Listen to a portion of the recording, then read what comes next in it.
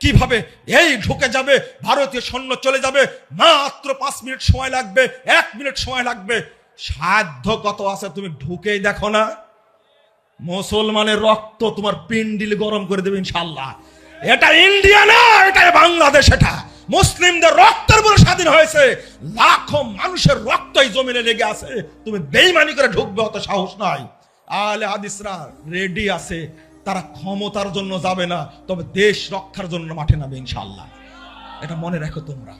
আছে আহলে হাদিসরা নেতা হওয়ার জন্য আন্দোলন করে, কোশ্চিন কালেও না।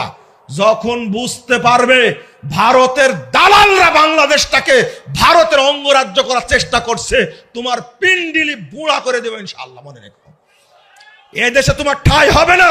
বহু আগের বক্তব্য, তুমি যদি ইন্ডিয়ার পাঁচাটা গোলাম হও, ইন্ডিয়া অনেক বড় রাষ্ট্র, তুমি ইন্ডিয়ায় চলে যাও। যদি তুমি আমেরিকার পাঁচাটা